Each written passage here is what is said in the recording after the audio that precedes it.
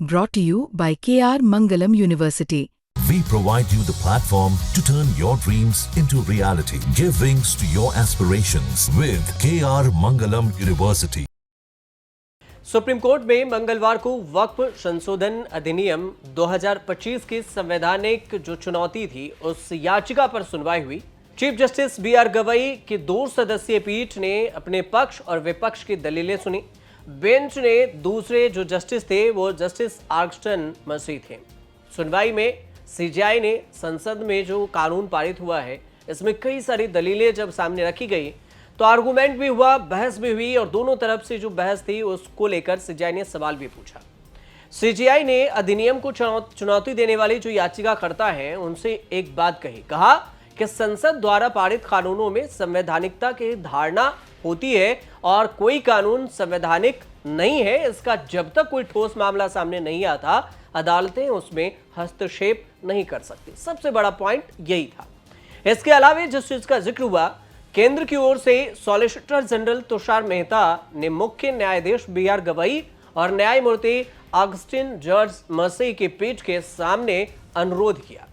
अनुरोध ये कि केंद्र सरकार ने सर्वोच्च न्यायालय सुप्रीम कोर्ट से आग्रह किया कि वह अंतरिम आदेश पारित करने के लिए वक्फ संशोधन अधिनियम की वैधता को चुनौती देने वाली याचिकाओं पर सुनवाई को 3 मुद्दों पर सीमित रखें। ये 3 मुद्दे कौन कौन से थे? तो 3 हैं जिसमें कोर्ट, यूजर और डीड्स द्वारा जो घोषित वक्फ संपत्ति है उसको डी नोटिफाइड करने का बोर्डों का जो अधिकार है वो शामिल था। दूसरा पर कि राज्य बोर्ड जो वक्फ बोर्ड है केंद्रीय वक्फ परिषद की संरचना हो।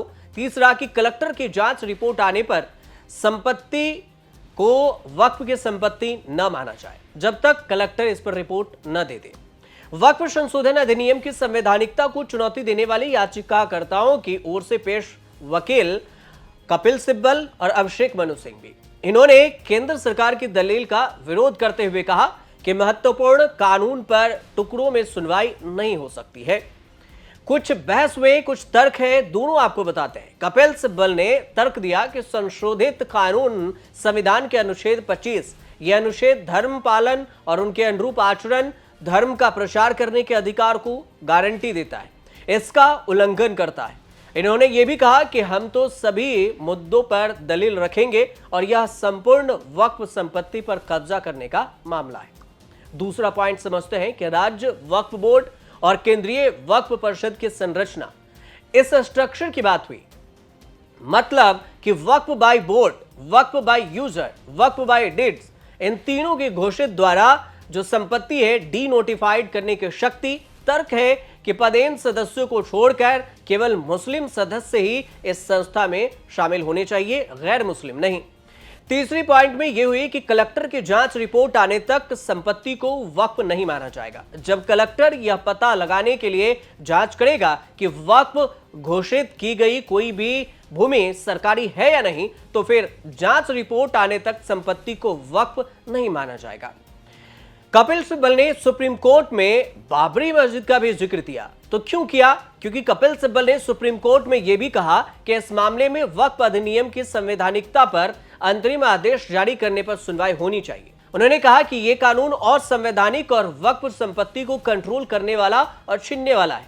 जांच की कोई समय सीमा नहीं है, जब तक जांच रिपोर्ट नहीं आएगी तब तक संपत्ति वक्फ नहीं मानी जाएगी।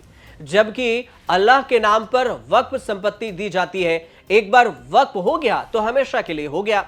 सरकार उसमें आर्थिक मदद नहीं देती है और न दे सकती है। मस्जिदों में चढ़ावा नहीं होती है, वक्फ संस्थाएं दान से चलती है। इस पर सुप्रीम कोर्ट ने पूछ लिया सवाल। सुप्रीम कोर्ट ने कहा कि दरगाहों में तो चढ़ावा होता है, और इस पर सिब्बल ने कहा कि मैं मस्जिदों की बात कर रहा हूं, दरगाह अलग बात है।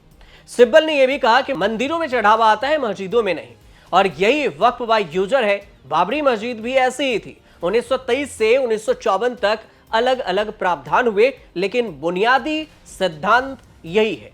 कपिल सिब्बल ने अपना तर्क यह भी दिया कि वक्फ को दान दी गई निजी संपत्तियों को केवल इसलिए छीना जा रहा है क्योंकि इनके विवाद होने का अंदेशा है या फिर इनके मालिकाना हक को लेकर विवाद है, और इस कानून को वक्फ संपत्तियों पर कब्जा करने के लिए डिजाइन किया गया है।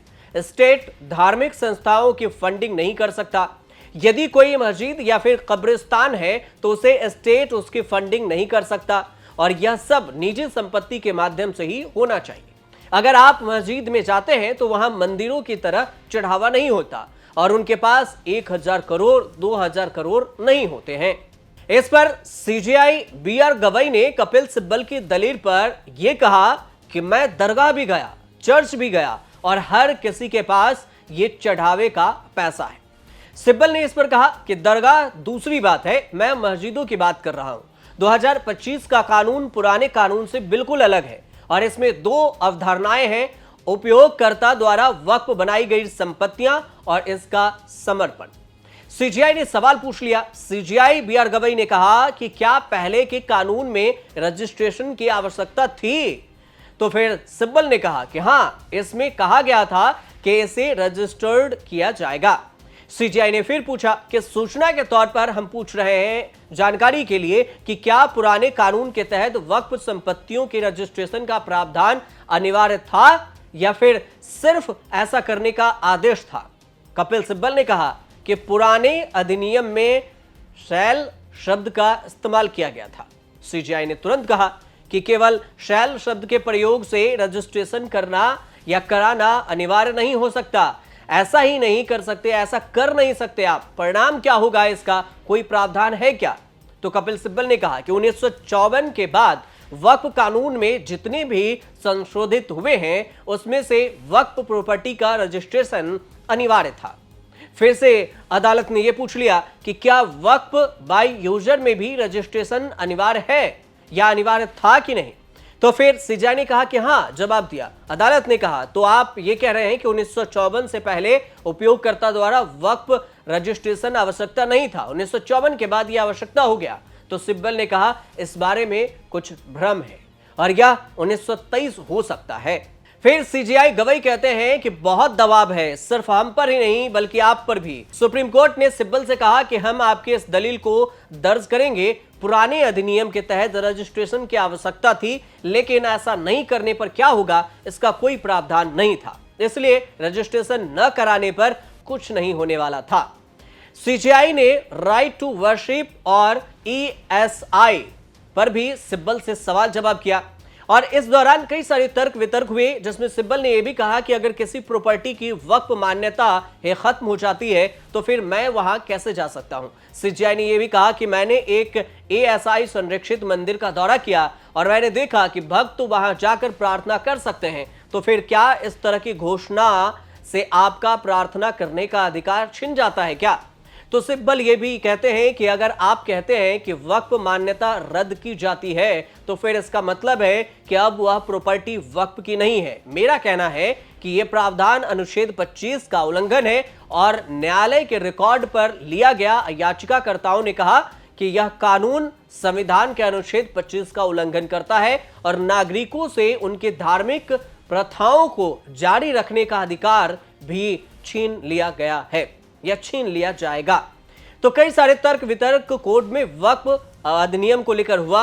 अब फाइनल फैसला का इंतजार है कि कोर्ट फाइनल फैसला क्या देती है। अभी तो बहस चल रहा है, उसके बाद इस मामले पर फाइनल फैसला सीजीआई करेंगे। क्या कुछ आएगा हम आपको जरूर बताएंगे। फिलहाल जो बहस हुई थी उस बहस के बारे में हमने आप तक पहुंचाई जानकारी। अच्छी लगे तो चैनल से जरूर जुड़िए, सब्सक्राइब कीजिए, शेयर कीजिए, कमेंट कीजिए और देखते रहिए न्यूज़ तक।